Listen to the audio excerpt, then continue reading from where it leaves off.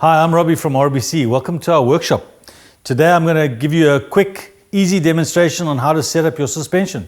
It's a basic setup. I'm going to cover all the aspects that you need to know, but it'll be able to set up your suspension perfectly every time, very quickly.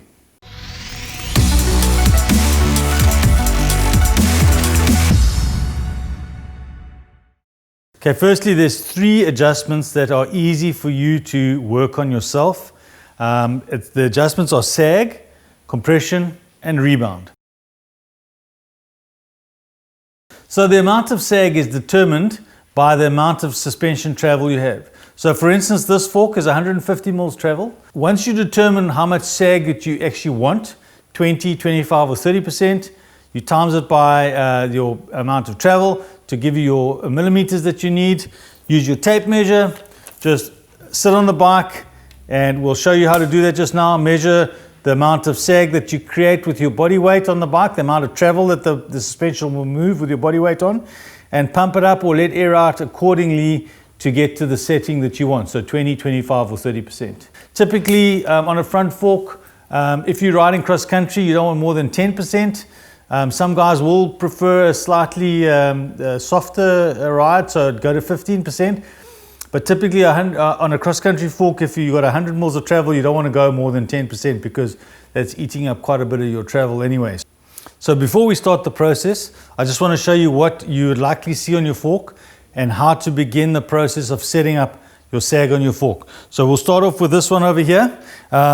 If you follow the manufacturer's guidelines to set up the air pressure, it's always a good option to begin with, because as I say, it's just a guideline. It's not going to be the sag that you want to set typically.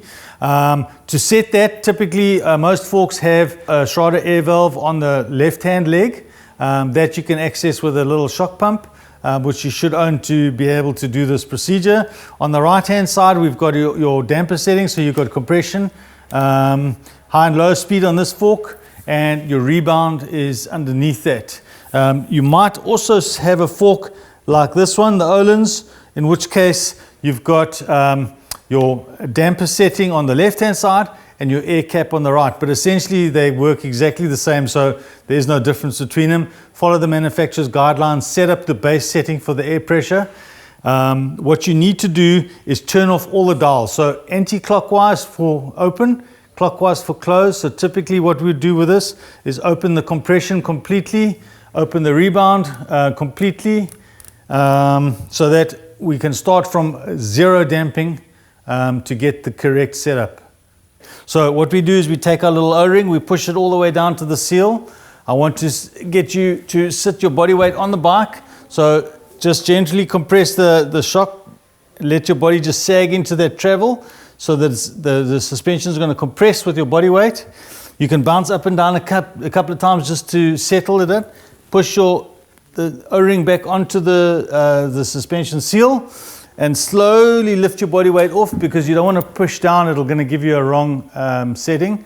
So once you've done that, you'll see that this space here that the suspension is settled into when I've sat on it, that is actually my sag. So I'm going to take that with my little tape measure and measure it over there. So I see that mine's set at 30 millimeters, which is typically 20%, as I like to have my suspension a little bit firmer.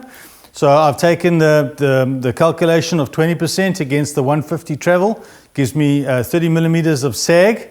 So I've done and set that in. I've used the shock pump to pump it up to set it correctly. And so now I'm ready to start on the back one. Setting up your sag on the rear shock is very similar to the front. Essentially the controls are the same. You've got your red rebound knob and you've got your blue compression knob. You've got your air valve, which is again the Schrader valve, same as your front fork. You've got your little O-ring, which will determine your percentage of sag. Keep in mind that with the front fork we measured the full length of the fork, which is the travel. So on this case that fork was 150 that we looked at. In this case the travel is actually called the stroke. So this typically is a 50 millimeter stroke. So we want to get a percentage of that to determine our sag. All right, so if you have a coil shock, essentially it's exactly the same. just doesn't have the air chamber. You're using a coil spring. So essentially the sag will be measured because you don't have an O-ring. I like to use the little bumper that comes at the back, the bump stop. So I will push it up to the shock so it touches the collar. And then when I sit on the bike, it's going to move with the sag. It will move and I can then determine how much sag that I'm getting. Essentially the controls are the same. You got your compression. This is high speed compression that you adjust here, and the rebound at the back. Just ensure that you put everything completely unwound, so anti-clockwise on both compression and rebound, and your high speed turn to the least or number 1. Okay, so now you've pumped up your rear shock according to the manufacturer specification. You've undone your compression and rebound dials. You're ready to set up your sag. So to start out with, we again take the little O-ring and push it all the way up to the seal head. We're going to sit on the bike gently. Let your body weight sag into or push down the suspension. You're going to bounce up and down a couple of times to settle the suspension and push the little O-ring back into its position against the seal head. Gently step off the bike.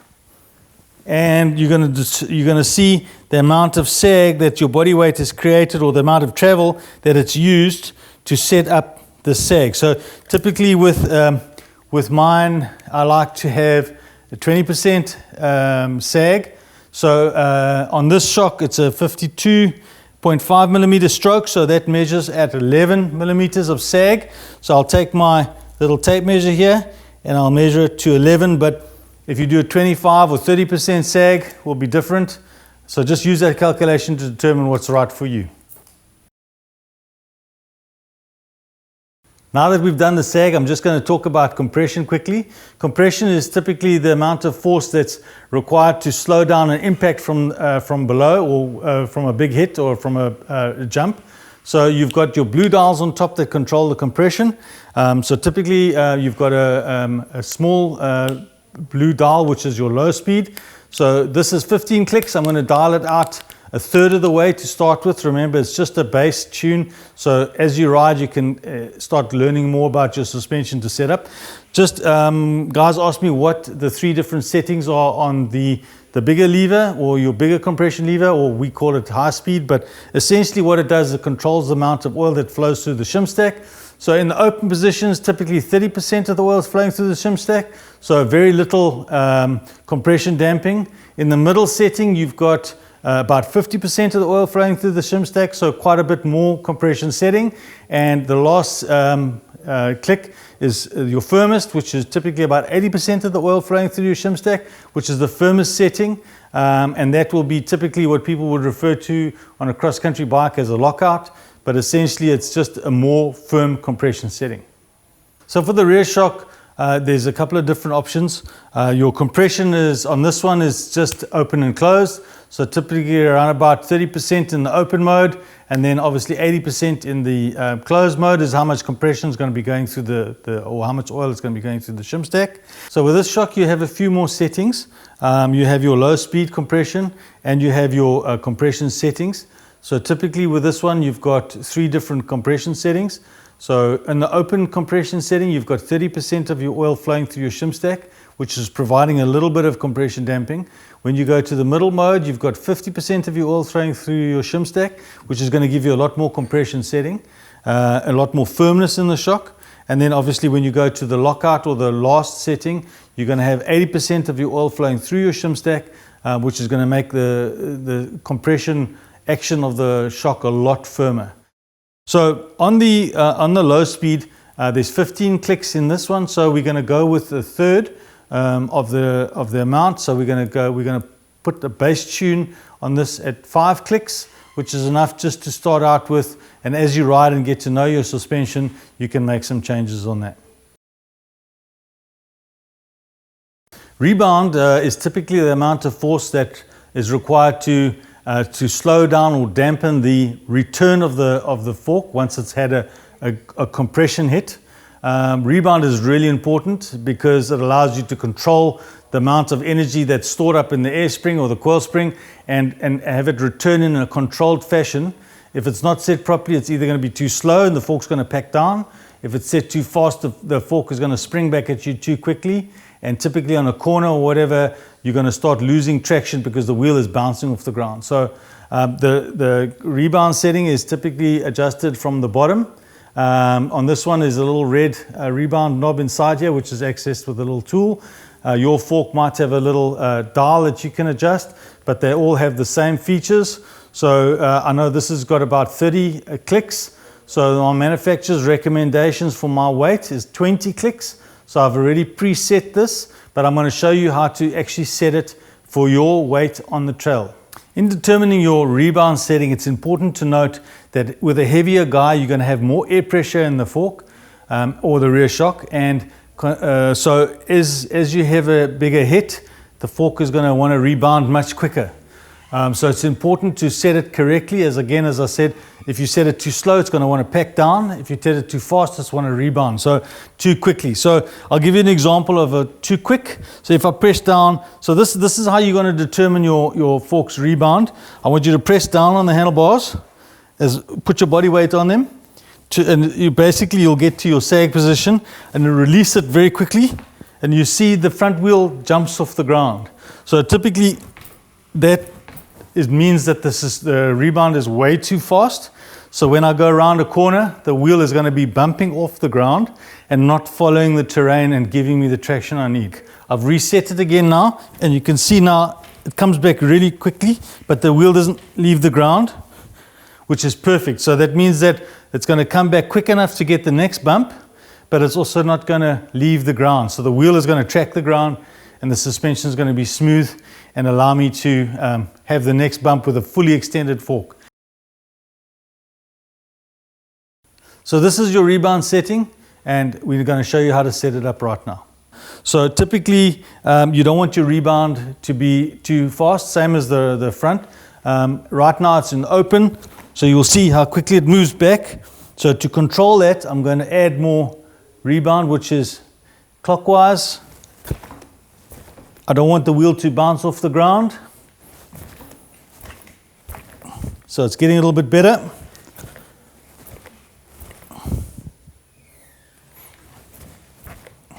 There we go. So I've determined that by adding the rebound clicks and pushing down, setting up the shock with a bit of compression, and when it returns, if the wheel doesn't bounce off the ground, I'm going to say that that's set perfectly for your base setting. It's better to actually do it when you're riding. So typically I like to say ride off a little pavement while you're seated on the saddle. When you hit the ground on the other side, the shock should compress and rebound and move back down to the sag position without being bouncy between it. So it shouldn't move more than one up and down movement and sit back into the sag position. If it doesn't do that, or it's too slow to move back, you need to undo the rebound or back off the rebound dial a bit. And likewise, if the rear shock feels too bouncy, add another click of rebound to it. So that brings to a close our suspension setup guide. Remember, it's a basic setup, so you need to ride your bike a little bit to get to know your suspension better. Feel free to make some changes, but most of all, enjoy your ride. If you have any questions, drop us a message in the comments below. Otherwise, see you on the trails.